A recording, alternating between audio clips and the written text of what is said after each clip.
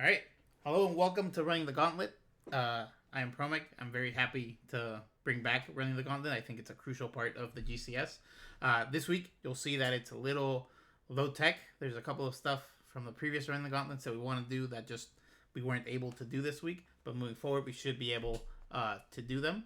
I'm joined this week and hopefully every other week with Acidstep. Hello, hello. Happy to be here. So we're going to be going over this week's games. We're also going to be going over a couple of interesting things that we saw in each games. But to start off, we're going to have assets that brought something to me for this that I thought was very interesting. And so I'm just going to switch the slide and let Asset Step take over and basically explain what we're looking at. Cool. So right over here, you can see these are the teams sorted by the top peak elo that each player achieved. The player on the bottom is their highest ranked player. The player on the top is the lowest ranked player. And you can see just by looking at these things over here that Team Weak Side Warriors, as it stands right now, has the highest elo teams, followed by B2F, then Court, then Run It Down Mid, then TGG, then VVV, then Zoom, and then EBO. So I was just curious to see how, like, the top peak elo, is it a good prediction of who's going to win when teams are up against each other? And I thought it was very interesting. It's interesting from two perspectives. Number one, it's interesting just to see, oh, okay, so a team can just how does the team accumulate the ELO? So, for example, if you look at Weak Side Warders, you see that their best player really accounts for a lot of their points, and then as it scales down, it's not an even distribution either, right? Their second best player has the second most, but then their fourth best player contributes another big portion, right? And it's all relative, obviously, to their ranking. So I thought that was very interesting because when you look at a team like WWW and COTJ, you'd expect that because essentially you have Gumby on one side and I don't remember if it's Sir Rizel on Weak Side Warders, but those players are very star players. But it's interesting that for B2F, Loon doesn't pull necessarily the same kind of weight. So I thought it was a very interesting sort of table to look at from that perspective. Yeah, if I look at the actual, just want to make sure I did it right. Right. So if I look at the actual elos, like yeah, WW right now, their highest player is. Let me just double check. For Weak Side Warriors, it would be, yeah, Riddy. Really, Would be really, the right. highest. Yep. And their second highest player is the I Playoff Beta. Um, and according to B2F, their highest player Loon? is a Loon, and then Boomy, actually really close by. Yeah, so that makes sense because if you look at Boomy and Loon in this chart, they kind of look very similar, with Loon being a little bit over. For COTJ, we have highest player being, Gumby power, I imagine.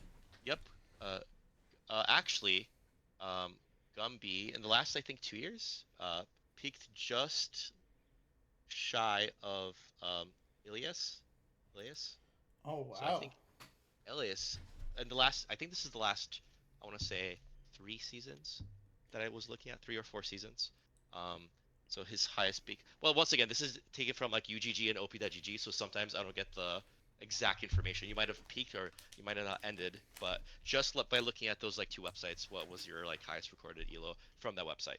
Yeah, no, that makes sense. It's kind of funny because I repeat the very famous joke of pick Gumby, he's challenger all the time. Like it's just to be one of the funniest jokes. So it's interesting that Gumby's the second highest here, and it might just be that when he got to challenger, it might have been lower than lower points, right? So it doesn't stay as challenger; it stays as masters when you look at it retroactively. Um, but yeah, no, that's very interesting. Are there any other standouts when you were looking at it from the ELO perspective of players, even if they're not necessarily in the top end, that you found interesting? Um, yeah, so just to clarify, I think I was looking at the last 4 seasons, right? So if Okay. I know like we picked like Grandmaster in season 13, split 2. So it's kind of the last 4 seasons. I guess EBO, like they have the lowest ranked player, Uh, you can see the just a little slight over here at margin. And then looking at like for example my team GG. Shout out to I think Soap Magdalena Bay, right? Mm-hmm. Um, he's actually one of the higher uh tier two players, I believe. If you look at the yellow, I Yeah, believe the is tier one, tier two, tier three, tier four.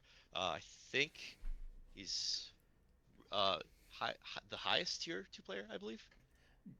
from the looks of it, it does look Yeah, at. I it would looks need kind to of close, right? Yeah. yeah, I need to evaluate it, but I think it and B2F, the third tier player, which I think is Leaf, it might be their tier two player. I might be wrong, but it might be Leaf. But yeah, no, that's very Soap is really good. Soap is just a very good player, so that makes sense. Yeah, Leaf. Yeah, yep.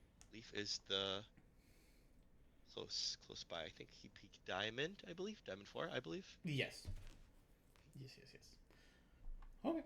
So, any last words about your chart, which again I think is pretty awesome and it's No, I interesting mean to look I at. like just going into it. I'm pretty sciencey guy myself. I was like, oh, like I think this is exactly how it's going to go if teams go up against each other, just based on top elo. No, I like it a lot. Um, I will try to bring something like this next week, looking at it from the perspective of lane leads and CS per minute and stuff like that. Because I think when I did the evaluations of each player, I used those three metrics specifically because I thought that lane lead specifically would be a good indicator of how players would end up performing.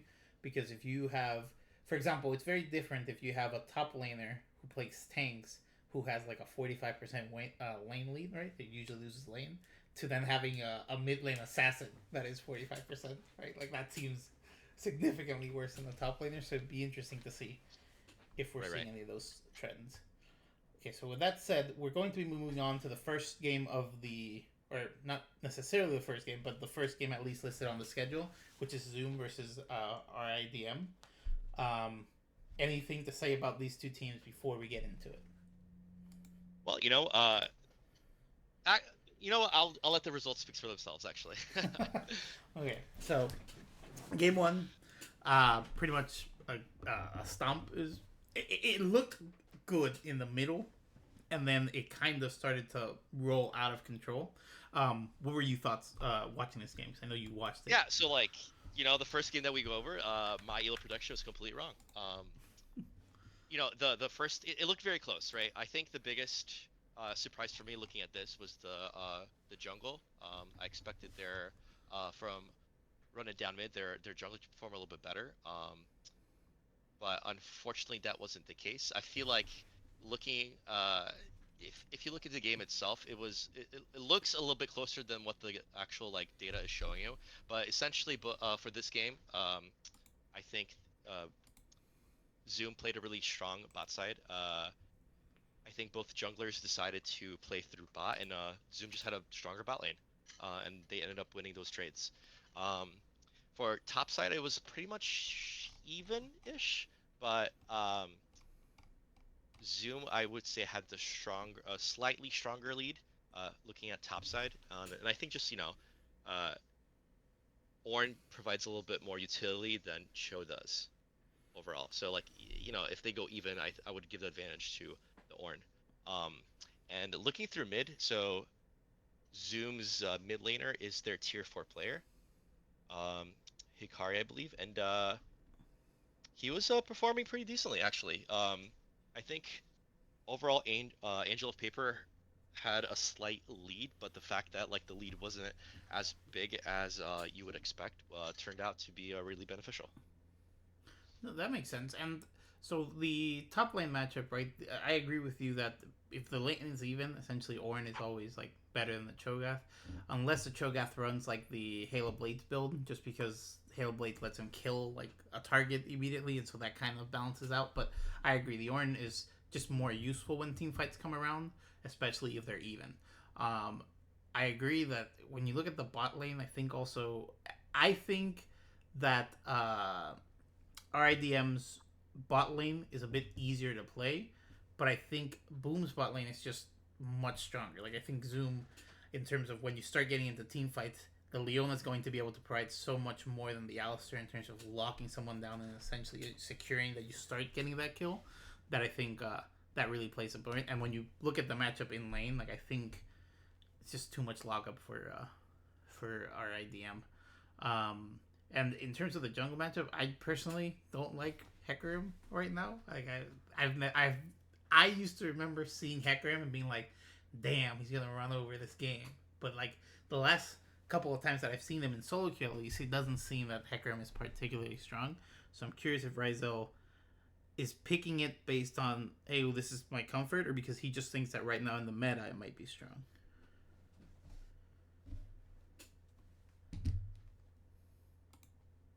And I think we see a similar story happening in game 2. Yep, we can move on to game 2. Uh, Go ahead. yeah, so like if you know just looking at the jungle matchup, you're like, damn, this is like a grandmaster player, um, versus their tier 3 player, which I think peaked platinum, I believe, or maybe emerald. Um, he goes by just a chill guy, but I think his name was it Kazuk Kazukthul? Hopefully I'm saying that right. Yeah, if you look at just that stuff, you're like, holy crap, this is like Sir Razor should have performed much better. I don't want to blame one person because like there's a lot of things happening in this game too. Um, but overall, when I was just briefly looking through the game, I think Boom and Jimisticus, a great duo.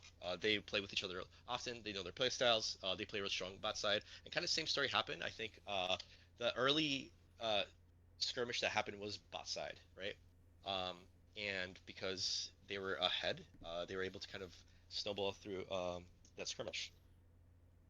Yeah, and it seems that they were basically, again, this game seems like everything was going fine until it wasn't, right? Because the lead that essentially Zoom starts to generate, while it's noticeable, if it's just a couple of kills here, you can kind of survive it.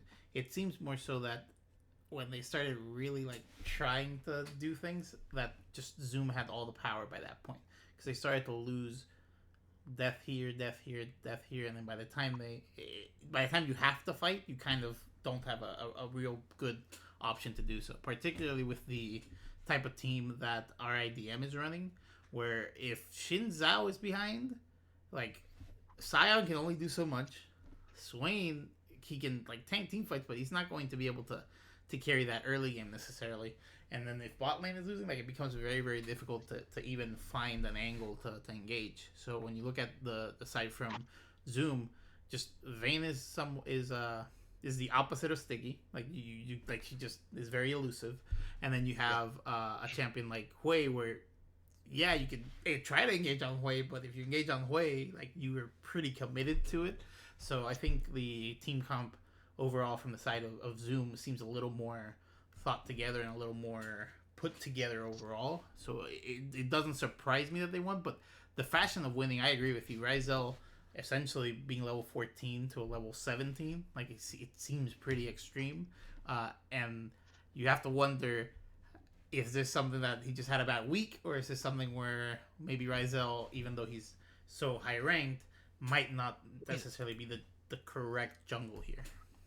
Yeah, and like it doesn't like looking at the stats, the game doesn't look close, but like that early lead was such a close team fight.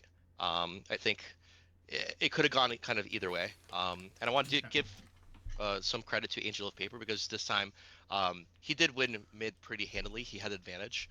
Like if you just look at the CS between Hui and Swain right now, like you could see that. Oh, okay, Yeah. like that's where you could see it. But just just the team def wasn't in his side. And if you look at the Scion, Swade, Nautilus, and then you have a Vayne. It's like damn, those are some juicy targets. No, that's exactly what it is. Because Yeah. essentially, Swain with a lead can tank into a lot of fights, but he definitely can't tank a Vayne. And so it becomes very, very difficult if Vayne is ahead already and you're ahead as the Swain. Like you become a very like juicy target for the Vayne to just focus ahead. All right. Well, yeah, congrats to Zuma. I think they played really well. And despite the top elo difference, they made had two decisive wins. Yep. Good job for Zoom. So with this, we're going to move on to the second game, which is GG versus EVO. Is there anything you want to say about these teams before we go into these games? Um, I remember seeing on chat was like team. What is it? What's the meme like? Coughing baby versus what is it? Coffee Baby versus Nuclear Bomb, is it? Or Nuclear Bomb versus Coffee Something Baby? like that. Yeah. Okay. All right, so But yeah, let's look at stats. So like looking at game one, I mean, clear like I feel like uh bot lane on Team EBO was able to kind of get an early advantage. Um, we had uh, Caitlyn Jana versus Sivir Thresh, and Ali played I think a pretty good game and got the lead bot early, but it just wasn't enough. I think the biggest thing in game one was that our Xenox versus Soap top lane, or Magdalena Bay, um, that was just such a huge difference, right? So we had the counter pick, and then I think Soap played the lane super well. Got the early lead, snowballed, had so much damage in team fights, and I just it was hard to come back from that. Oh, this is so disgusting. You just have a Varus top player. Holy.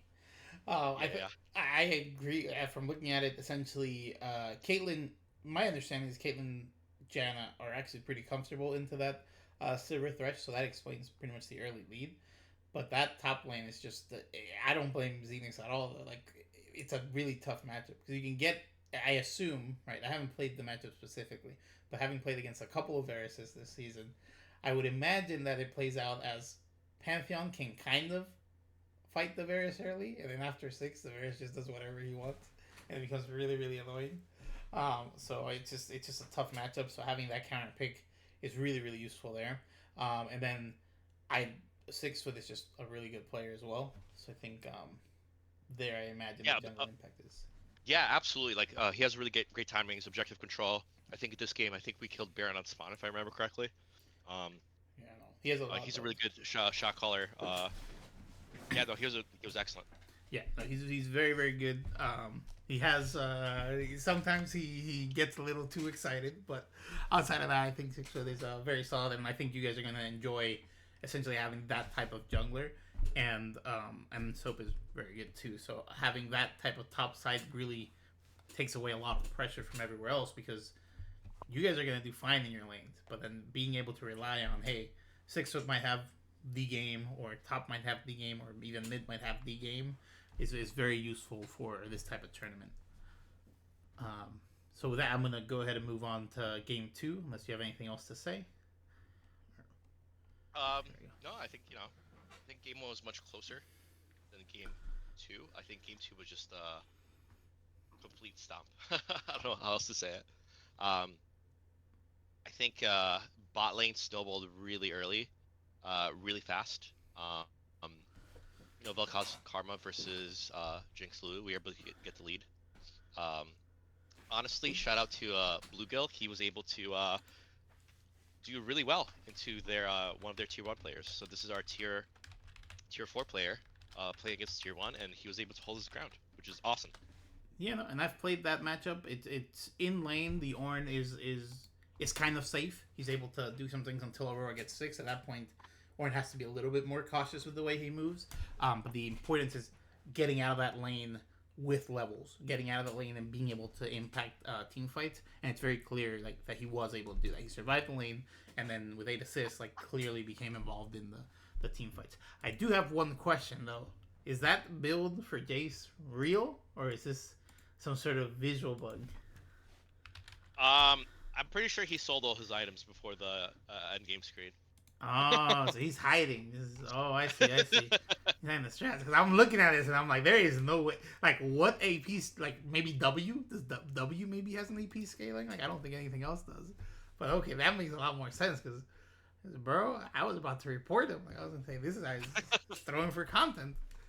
No, and actually shout out to him again because like we just told him to play Jace, and he's like, all right, fuck it, I'm not ready, but I'll do it anyway. And yeah, he absolutely crushed it. Yeah, it's very good. Uh, Also, Icarus just like so much damage in the early game. He like was landing a lot of his poke damage, and that's how we were able to get the early lead. No, that's very useful, particularly with good Vel'Koz players are very very tricky to sort of measure because you run into so many bad ones that you kind of get used to being able to walk however you want and being able to sort of angle, and then you run into a good one and he hits everything, and it's kind of impossible to kind of get your head straight because he's just throwing it in random directions and then he's just hitting you. Like, it just don't make no sense. And especially with the change that they made on Vel'Koz recently, which is essentially the E change. Or I guess not recently. It was probably 6 to 7 months ago. But the E change is huge as well. Wait, so if that's all you want to talk about your team, I can go Yeah, ahead I and mean, move you on. know, I don't want to like. This is your time to self glaze, bro. You got 20 assists. No, I this have game. to like, I don't want to like, EBO like is currently the like lowest ranked team right now, so I don't want to Okay, say too much because I think it was just like a skill diff in a lot of different lanes. okay. This is easy, is what you're saying. It's just too easy. You don't wanna. Okay. I see you. We'll move on. So we're going to B2F versus VVV. Now this is going to be a good one to sort of talk about. I like everyone on these teams pretty much, but we're gonna jump straight into game number one. I watched this game live. This game was ongoing with the GCS games, so I was watching this one and then listening and watching the GCS one, right? And then I rewatched this one today, basically to make sure I was clear on everything. But this is just what I would expect from this team when I saw it drafted, because Alun is like the best player in GCS. Period. Like there's no debate there. I think Alun right now is like the best player in GCS, with the competition being like different, and different isn't playing, so it doesn't count. And then Boomy, I don't remember if I've played with Boomy or if I've seen Boomy basically just playing in tournament, but I recognize Boomy, and so I know that they're very solid. And then I know Leaf because I play with Leaf. Leaf is just good jungler. He can sometimes get a little tilted, but as long as you keep him sort of direction, and as long as he has a lane that he can play to, he's always going to be a positive. And Green is also like so good for his tier. Like he's just super valuable. And so I when I looked at B2F, I thought they were going to win the whole thing, and they came out this game and kind of proved that kind of power, because from the early game they just kind of you saw Leaf invading, you saw them kind of setting up bot lane so that he could just permagank whenever he needed to, and so they just kind of snowballed really early on and kind of never let go of the gas at that point. Yeah, I mean, like like you said, Alun, one of if not the best player. Then you have Boomy, which is like a Masters player, and then I agree, like all three of these players, Leaf, Green, and Laramie, are just really high value for their tier. I think Laramie is a gold player, that's a tier 4 player. Um, Green, I've played with Green before, and he's excellent for his tier. He could definitely like just neutralize lane. Um, and I think I played with Leaf once or twice before, but so I wasn't sure how to rate him. But you said Alun and Leaf are like they play with each other a lot. Essentially, they're friends. Yeah, they're friends. They're friends. So like, yeah, this team looks really really freaking strong. Um, and then VVV, I don't know much about them. Um, any insight on VVV's players? Yeah, so yeah, VVV, if I'm not mistaken, Geppetto's puppet is Jay Rich, right? And Jay Rich is a very very solid AD carry. He's like this matchup, even though like Elune looks super fed and everything, Mhm. Geppetto's puppet is a very solid AD carry. It's not like he was playing someone who is like a tier zero.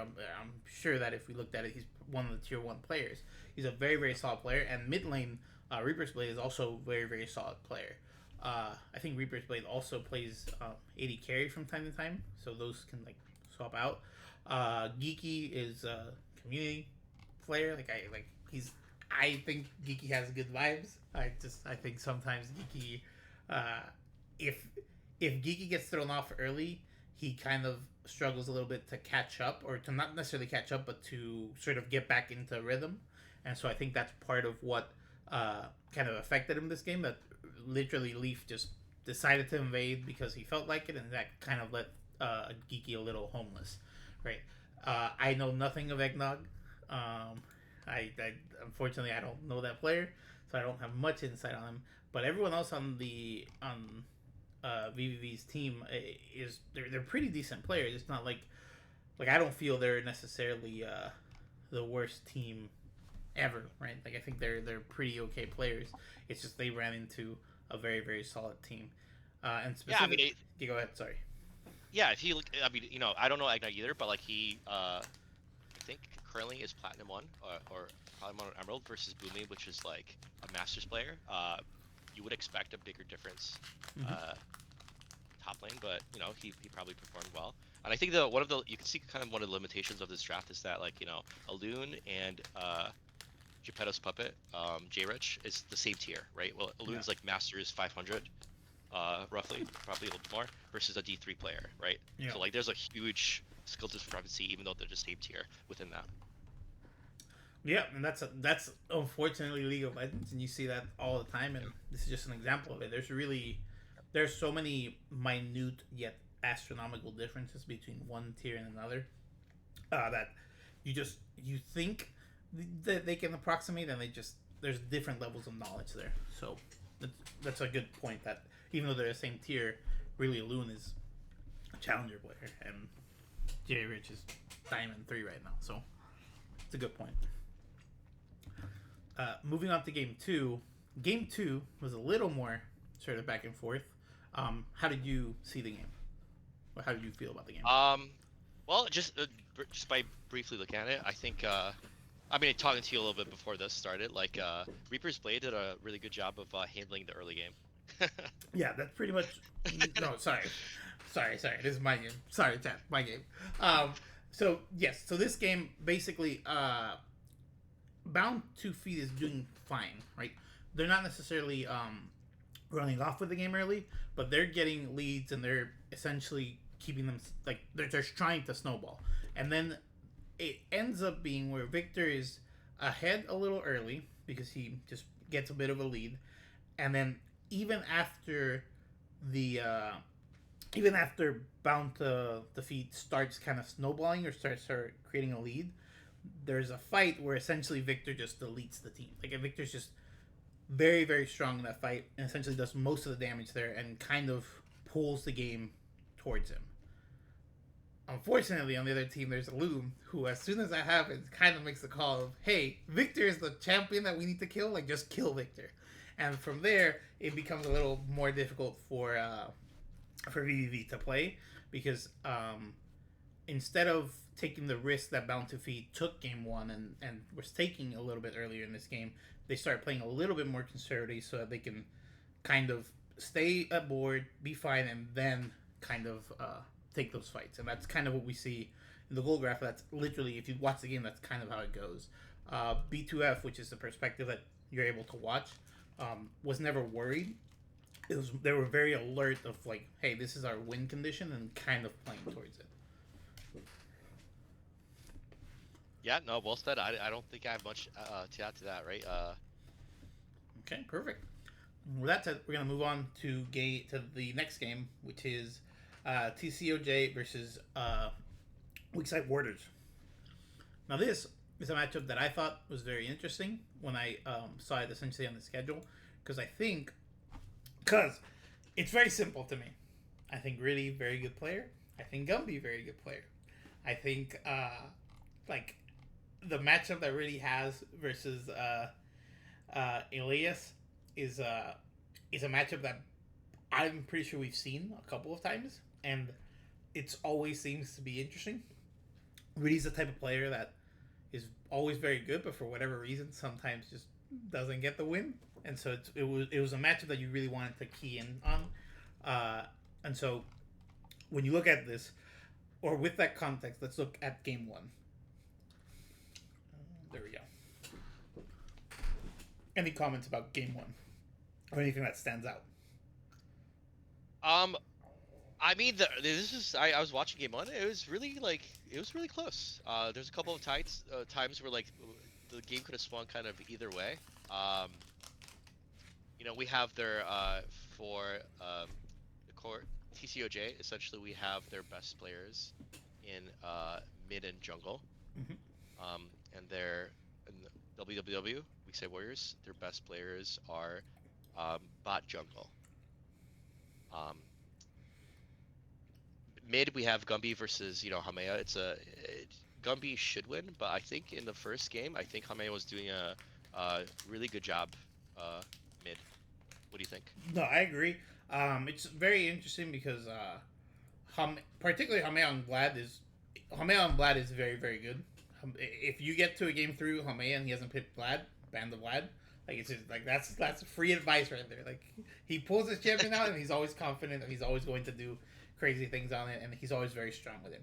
But specifically, Hamea is the type of player that understands when the matchup or when the player that he's playing against should be better than him. And what I mean by that is he adapts very well at okay, I can't do a lot of the cheeky stuff that I try to do against other players versus this player. I need to play a little more reserved. I need to play a little more let the game come to me. And so that's kind of what you see when you look at the game. Like Victor has like a ton more damage. Victor was a little bit more involved, but even then, Victor didn't do necessarily as much as Hamea when you see the end sort of result. It's kind of Victor was doing more damage, and Hamea was just there contributing to his team. And so Hamea being able to stay relevant and still being a threat, because essentially he still was a bit of a threat, was very, very useful. On the other side, it's really Riddy this game, that kind of just plays a comfort champion and kind of proves why, hey, he's a big threat. And having the ability to have that I played off meta on ADC is actually really huge too. When I was watching those games, that is kind of what stood out to me because personally, I hate people like him. I hate people who play stake mages in the bot lane. It's not fun for me. But he did such a good job of bringing these different mages that essentially I thought, for example, because he pulls an Aurelian Soul Later, I thought that was like troll. Like I thought there was no way that was gonna work, and he still made it work. And he proved to be a very very solid player in that role. And it will be interesting to see if this off meta playstyle is actually going to make them Loki favorites to go very very far. Because I think if you match up a Loon against him, I think it could very easily go either way because he can just play the stalemate in lane. And if you do that and the Loon isn't getting ahead, like that team starts to lose a lot of steam. And so it'll be interesting to see the other matches. But this game in particular, I thought they did a good job of Riddy and I play off meta to just be powerful and be proposing things all game long. Yeah, I mean, if I'm being honest with you, I thought Weak Side Warriors is gonna get stronger lead bot lane early. I know like Varus is stronger than Vigar. Yeah. Vigar early game. But if you just look at the at the players itself, Broncina be a platinum player versus a Masters player, I believe. Yeah. And Sunshine versus Leon. I think Sunshine was silver 2, and Leon is. Ooh, let me just double check. What the heck was there? I think Bandolion is silver as well, no? So I think Silver fall, yeah. Right, so but still, like Platinum versus Masters player, you would expect a higher difference bot lane, but I feel like they did a okay job not being too far behind. You could see that kind of shifts at the 9-minute mark, ish. Yeah. And then, do you know if who got the counter pick topside? This game, I don't remember. I can't remember off the top of my head, but looking at it, I think. Wait, did I move the wrong? Okay, no. Looking at it, I would think that Zimmy got the counter pick, just because of the matchup specifically. Gotcha. You would pick Cassante into. You would pick Garen into Cassante more than you would pick Cassante into Garen. And I think for this game, Sushi, despite being being counterpicked against, I was able to soul kill Garen if I remember correctly. Yes. So that and that's part of the Cassante BS. The Cassante, even though because essentially it all becomes if Sushi ults too early, then Zimi can just ult him and he dies. But if Zimi can't sort of set himself up to be able to kill Sushi, like if he doesn't force that Sushi ult early, then essentially Zimi just dies before Sushi is even in range, and so it becomes very, Yeah. very. It's an interesting matchup that Kasante into Garen matchup. It should be Garen sided, but that just doesn't always play the case just because of Kasante's skill expression. Yeah. And that really sucks because like the Ignite versus Teleport, I'm sure hurt them in the mid game too. Yeah. If Garen was not able to get the early lead. Yep, it's a fair assessment as well. Kasante being able to show up with that big shield is noticeable, but not just that. The big thing for teleport, and this is a PSA for all top laners, is you have to really consider how much your team is going to need you later on.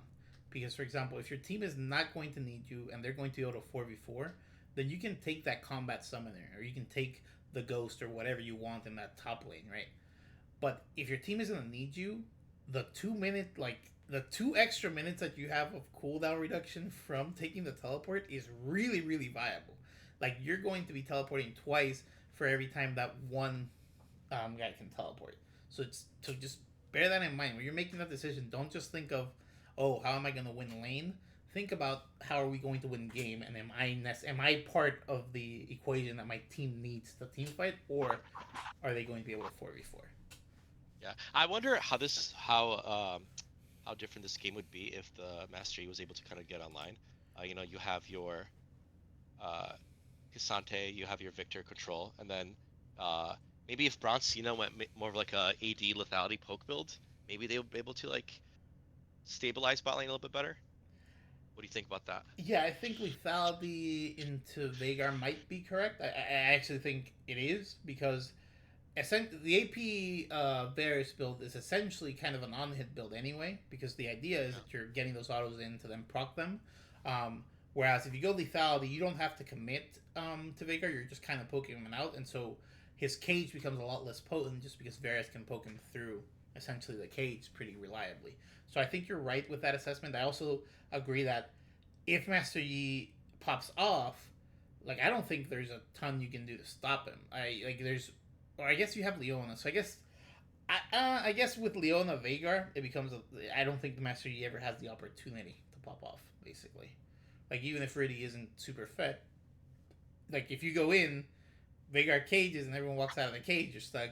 If you go in on a target and Leona's next to them, then you're just gonna be stunned for 3 hours. So it becomes a and like there's a Garen. So I think that he is just doomed at that point, just by draft. But you never know if he gets fed. Obviously, he can. I mean, like the split push though with the teleport, like lower cooldown, like you have Victor that could clear really easily, Varus that could clear from far away.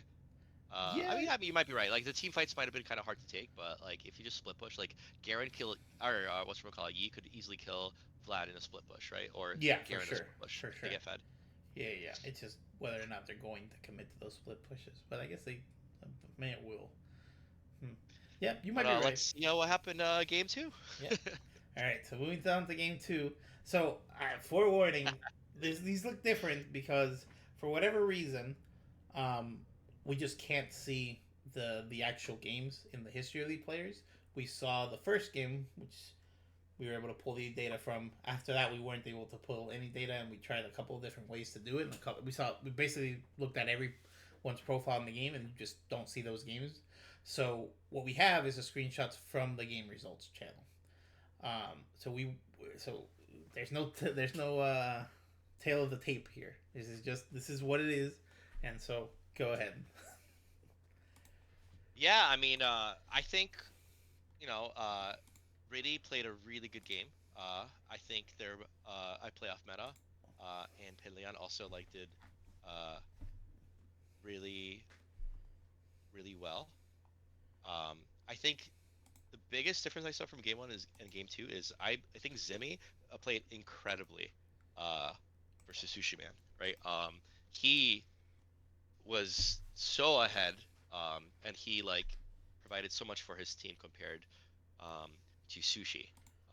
We can see that I think Interesting Zach is choice. one of his comfort picks, and he played so much better overall this game. Um, but despite that, you have the Gumby effect in mid, right? Ezreal, not a conventional lane. Ezreal mid, and then you have 14-2 Ezreal. Um, I wish I could see the gold graph over here. That would Well, he has be a 18k better gold. story. Yeah. So like you could but Asol has 20k gold, Yeah, right? but So Aso has what the to hell keep in happened mind. here, Aso has quest. right? Aso has the uh, ADC quest. yep. And I think at the end of the game they were down. Uh, even though they won, they were down 8k gold, I believe. Yeah, so I have the clip for this. Um, I agree with your assessment. I thought that when I was watching this game, I thought Hamay's team was basically going to just win, like they were going to 2-0 Gumby, because essentially they were doing very well, particularly in the early game. But, and this is recorded in the chat, you can go back and watch the VOD. I said it in the chat. I said that this was going to be the Gumby game. I said that there was no doubt in my mind, and I don't remember which of the casters said it, but they doubted the Ezreal pick mid. They thought he was trolling, specifically because they're all AD. But yeah, what I said in the chat is what I'll say here. It's not about the damage type. It's about if I play Ezreal, I can get away with a lot more than if I play a conventional pick, because Ezreal gives you that sort of skill expression to just weave in the autos, Q, dash away. Like there's so many tools at your disposal when you're playing a champion like Ezreal that it just becomes like a nightmare to deal with when you have a high skill player like Gumby on it. And so I had faith in it. Now my faith was waning. I'm not gonna lie. It's not like I completely believe. Like at some point I was like, oh, this might be cooked. But I have the clip here, and we can look and see what exactly happened. Now I will say the quality is not gonna be very good unless video editing somehow makes the better video quality. But this is basically what went down this game.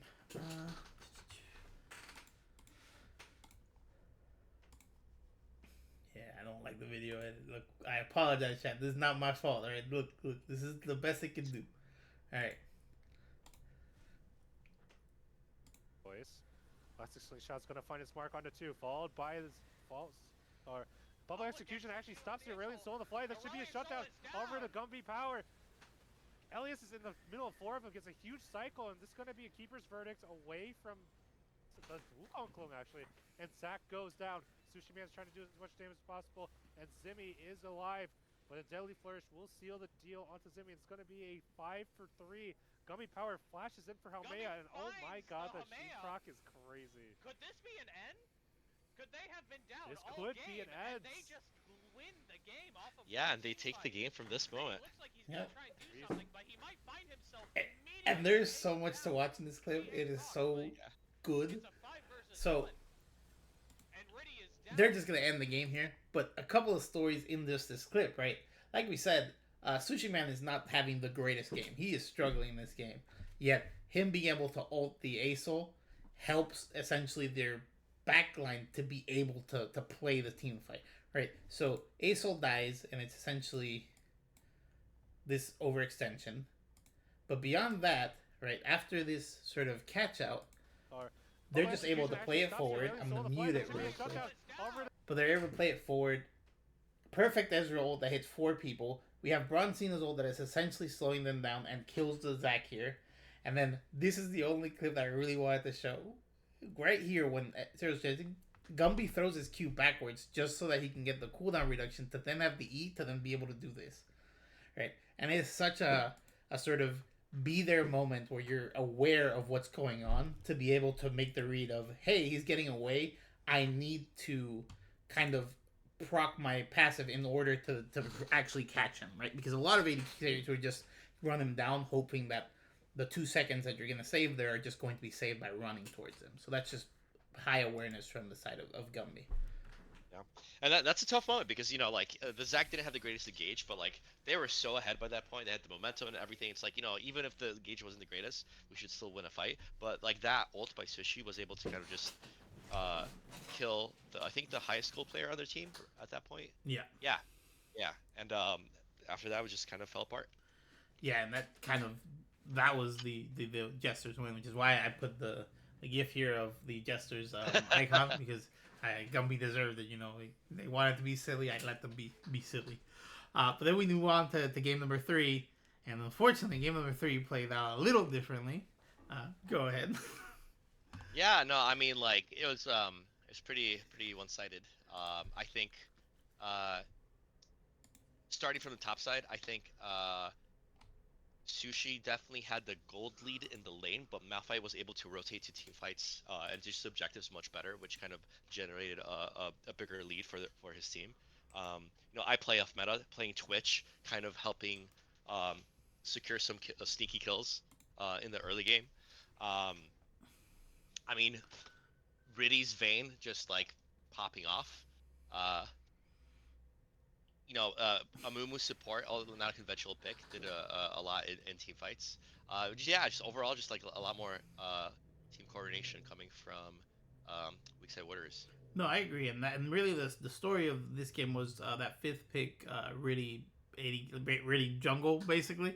I didn't expect the Vayne jungle at all. I didn't even remotely consider that as a possibility. And when he picked it, I didn't believe. I was like, nah, I think we can. I think you could just kill the Vayne early and it'll be fine. But no, I think if I'm not mistaken, he did get invaded early and he dies to the Olaf, and even through that, really was able to sort of figure out how to get his gold in, and then at one point there's no denying Riddy this game. Like that was just really really strong.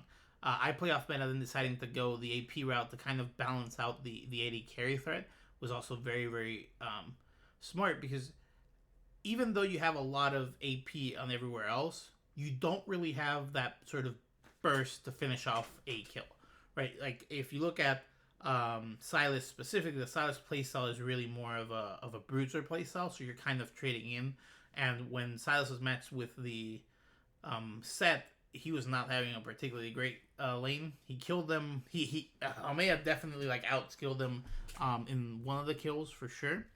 But the actual lane, like Gumby was just kind of stunning Almeida whenever he wanted and sort of Wing it, which is where the CS lead comes around. But they were able to get out of lane so quickly in the bot lane. They were able to kind of just set themselves up so quickly that we were able to bail out Hame, and that kind of helped him get back in the game. And so I thought the side of TCOJ was a good draft. I don't know that you can prep for the Vayne. Like I just think it's an unfortunate. Hey, I don't know what to do here. That could have been different. Yeah, I think that just the top and bot pressure from Weak Side Warriors kind of helped the mid and jungle uh, kind of win momentum. Yeah. And I think on the side of TCOJ, the top and bot side weren't able to dish out enough pressure to compensate for them rotating. I agree. Cool. I agree, and I think it's just a reason. So the thing about Gumby is he's so good he can play like anything, and he'll go into picks like this where in the matchup they're very very good, right? Because the set into size matchup, no doubt Gumby was like having his way there, but it's very difficult to transition the set into the roaming power that Gumby has on a lot of the other champions. So I think that's part of it, where it's you kind of sometimes have to try to save Gumby That's a good from point, himself. But yeah, Yeah, like imagine he played maybe like Echo here, for example, like that has a lot more like roaming potential than Zek does. I can almost I'm not saying guarantee it'd be Echo a was good banned. I can almost guarantee Echo was banned because and that brings us to like part of a lot of the games are kind of decided in the ban pick phase too, and it's kind of sucks that we don't get to see that whole side of it, like who gets counter pick. We do see the bans overall, but kind of the planning that goes into here. A lot of these players I'm not familiar with, right? So I'm sure like a lot of the games aside are in the mid phase. For example, in my game, I remember we just like 3 or 4 banned their top player. Yeah. Like, and that really sucks. It's like well, their top player didn't perform as well. It's like, well, I wonder why. No, that's definitely a big part of it. I understand that perfectly as a top player myself, particularly when the other day the other day I got first picked Ornn top lane, right? Just we never practiced it. That's just what they did, and then the rest of my team proceeded to draft even lanes, and so it felt really bad to just be playing Ornn top lane. The matchup wasn't too terrible because it was in Bessa, so it's kind of just a stalemate matchup. But to have to play that stalemate into a stalemate mid game, it was torture. But yeah, no, I think for next week I'm gonna see if we can have the draft links for the teams to see if they can like submit that when they submit their score, because the draft links will let us see kind of the order and be able to pick out what the logic is there for a lot of the picks. I just remember specifically this game. It's just really was pick 5, and Yes. knowing that it's gonna be on the limit team, I guarantee Echo was banned. Like there's no way it was up. Just this is the gonna be special. So with that, we're done with all the games, and we're moving on to essentially right here. You would see the standings for the groups. Now, seeing that there's only one group this time around, we decided to do something a little differently for week 1. We'll probably keep the power rankings going, but then we'll do probably different things in this section moving forward. But for this week, we're doing power rankings, and so we we made these power rankings independent. I made mine. He made his. We didn't really discuss it. He was just if there were questions about who was on the team. That's the length of the discussions that we had, and so. Oh, this is the standings. Sorry. So this is the standings at the moment. So we have Zoom, GG, B2F, and WWW as the top of the group. These are people who are qualified for playoffs right now. Obviously, we're just 1 week in. All these teams could proceed to lose pretty much all the rest of their games and get down. Highly unlikely, but that's what it looks like. And then this is the part I was talking about, the power rankings. Again, totally independent, and this is what we got. They're virtually the same, with the exception being TCOJ and GG. We just swapped their order. Acid, do you want to go into yours? Yeah, I mean, like, so just looking at Bounty Feed, I think Alun and Bumi really strong players, and all of them other lanes have super high value picks. I think they're the best team. Um, Now, Weak Side Warriors, I would say, looking at their standings now, I was kind of hesitant to put them first or second, and kind of, you know, uh, just because I play off meta, we had a strong showing in the first couple of games we saw, but I'm curious to see how his uh,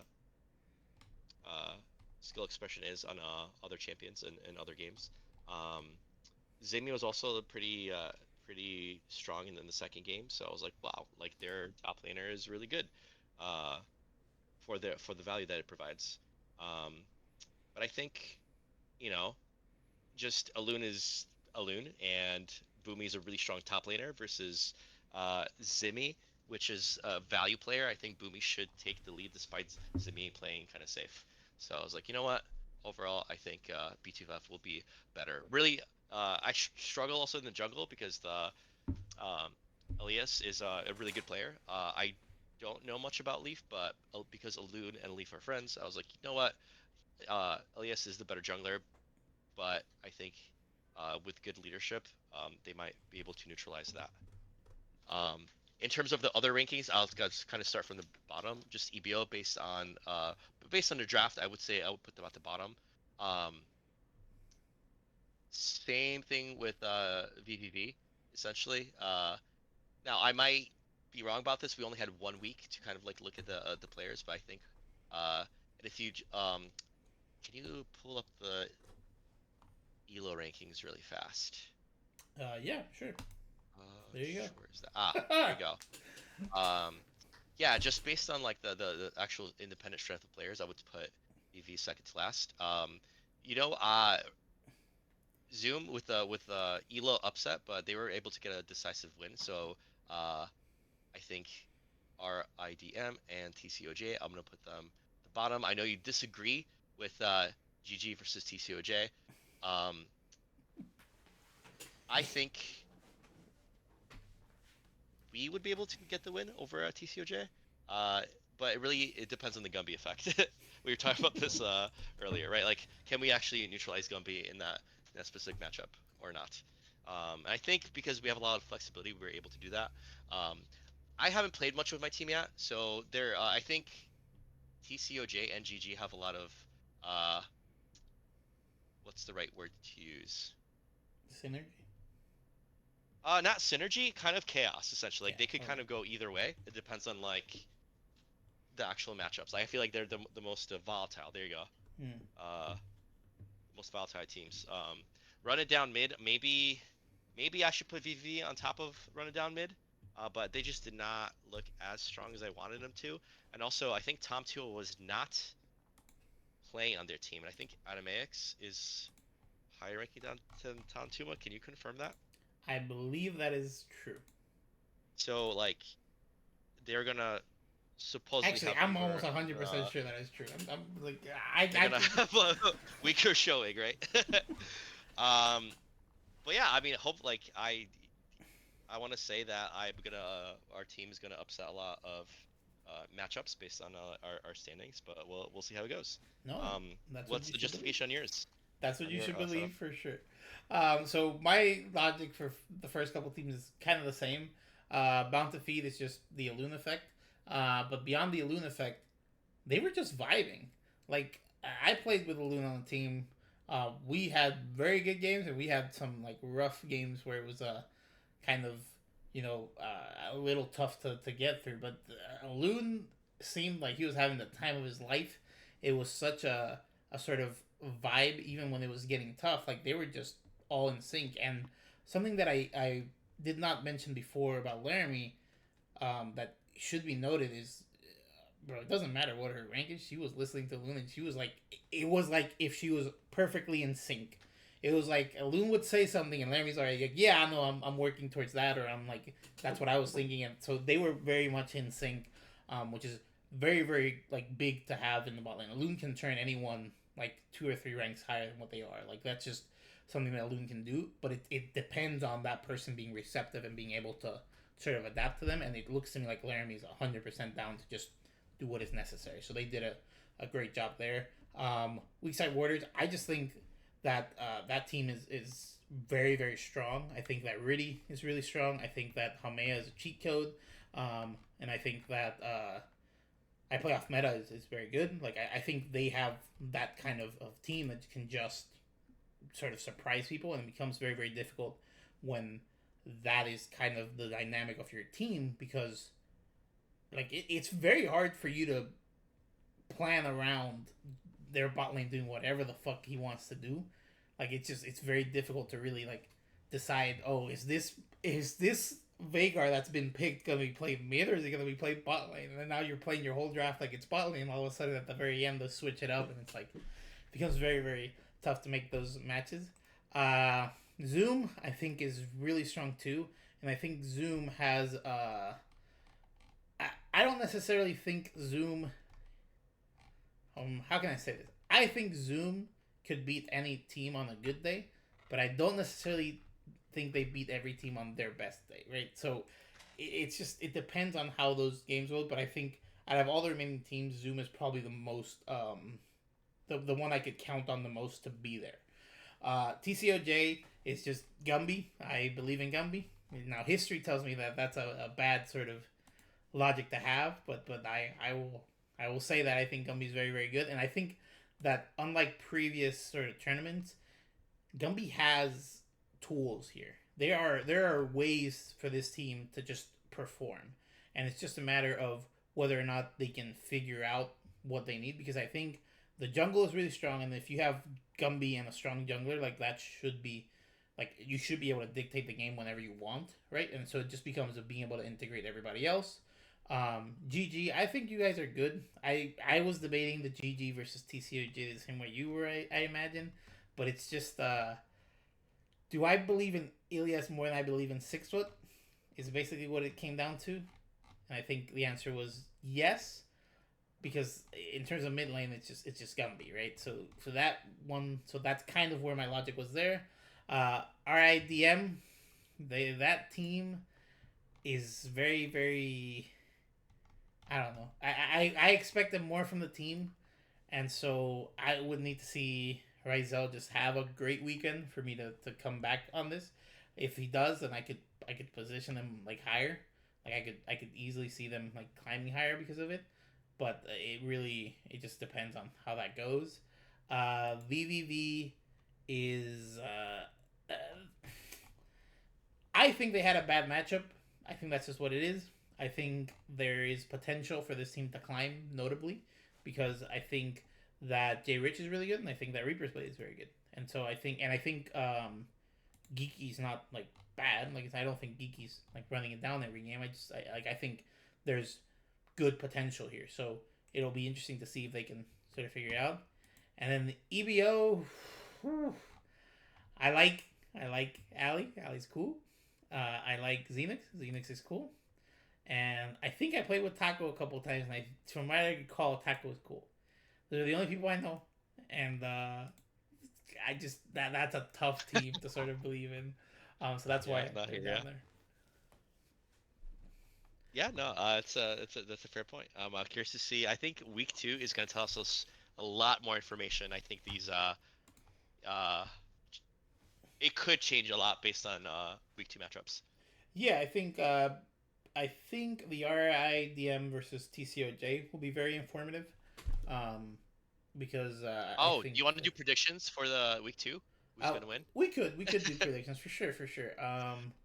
There is a spoiler here for week 2, but chat, don't look at it. All right, just pretend this didn't happen. All right, this is not my fault. This is Haumea's team being silly. So we already know the result of VVV versus WWW. That's just it's a spoiler. I'm not gonna click on it. We're going over this game next week. But what is your prediction for EBO versus Zoom? Zoom, hands down. Yeah. 2-0. You think it's a 2-0? Yeah, 2-0. Yeah. Yeah, I agree. I think Zoom is easily taking this one. And then over here in RIDM and TCOJ, what do you think the prediction is over here? TCOJ. Confident 2-0. 2-0? Interesting. Yeah, I think so. Yeah. So I'm hesitant to say 2-0 because I want to believe that Rizel is going to have a game this weekend. Like that, I want to believe that's the case. And something I should mention, I wanted to mention it when we talk about TC and OJ, because you mentioned it. But the thing about Gumby is you don't always have to neutralize Gumby. Sometimes he will neutralize himself. So that's a factor as well, where sometimes he cooks a little too hard, right? So that's what I think will come into play, where he's just going to think of something a little too clever, and that might be essentially a difficult position to carry from. So I will expect TCOJ to win, but I'm leaning towards a 2-1 because I want to see Rizel just pop off this weekend. And then B2F versus GG. Listen, I want to believe. I'm gonna go on the record 2-1 for B2F. But I think maybe we'll take a game off. We'll see. I think it's kind of tough because one of our players is he's a Canadian player and he's currently in Florida, so we can't really like practice or get like scrims going or anything like that. So I don't know. I think we could at least take one game. I predict 2-1. I think maybe at the end of the season, it'll be a much closer match than what it will be this weekend. Okay. So, which one is your Canadian player? Magdalena Bay. Magdalena Bay. All right, you guys getting 2-0 this weekend. Insider information: Magdalena Bay is on vacation. No, they're getting 2-0. All right. I think it's actually a very compelling matchup. I think out of the teams that could give Bound to Feed headaches, I think GG is probably the best positioned team to do that, because I think 6-foot Jack could tilt Leaf. I think 6-foot Jack, the play style he plays and the stuff that he does, is the type of thing that could throw Leaf for a loop. So that is definitely the potential. I just think that right now, like, I agree with you. I think right now it's just Bound to Feed is where they're at, and they're going to be a little more comfortable than you guys are. But as you guys sort of play more together, I think there's a real chance there that you guys could beat that team. I think Bound to Feed is the best team, but I don't think they're undefeatable. I think playstyles make matches, and I think you guys have a good chance with the type of playstyle that you can employ here. But with that said, 2-0 B2F this weekend. I think I think we we should win the mid matchup pretty handily, and I think we have a good position to either neutralize top or neutralize bot. And if we're able to do that well enough, I think we'll get the win. we'll see how well we actually neutralize the stronger side. Okay, you heard it here first, folks. He doesn't believe in himself. He said 2-1 V2F. Yeah, but how at the start of the season, at the end of the season, though, I think it's gonna be a different story. If everything goes according to plan. Okay. Anything else you would like to say before we sign off? No, I think I'm excited for this weekend's games. I think knowing the pick ban phase for next week would be a lot more interesting, and hopefully maybe getting one person for each team to kind of just be a guest speaker would be great. Nice little like 5 to 10 minute thing, just so we have a little bit more insight of how the game went. For sure. We'll definitely try to get the pick and bans for next week, because I think that is a very important part of how we do it. We'll hopefully be able to go back to the old style of running the Gauntlet, where we have the stats pulled and it looks a little bit cleaner. So hopefully those two things go on next week, and then we'll definitely try to get someone from a team in here, because I think those running the Gauntlet episodes where they were 3 people and it was essentially someone from the teams that is looking at the games from a little different perspective is always useful. Obviously, Acidstep is playing, so we have that perspective already, but it doesn't hurt to have somebody else whose team is better or team is worse, and just see how different they feel about certain teams that they both face against. Because it's a lot more interesting now that everyone is in one pool, where you actually have played the same teams. You actually do have the ability to compare what happened in this game to the other game. So that'll be very, very interesting.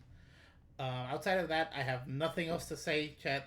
I am preparing a written content piece that'll probably come out either the second week. If it doesn't come out next week, it'll come out the week after. But essentially, it's just my evaluation of the draft, and just from the perspective of the numbers that I mentioned before of lane lead and stuff like that. Because I think it'll be an interesting thing to compare. Hey, this is what I predicted in terms of how the lanes would play out, and how is that going in the actual tournament. But yeah, that's all you have from me. Thank you for being here, and we'll catch you guys in the next one. See you next week.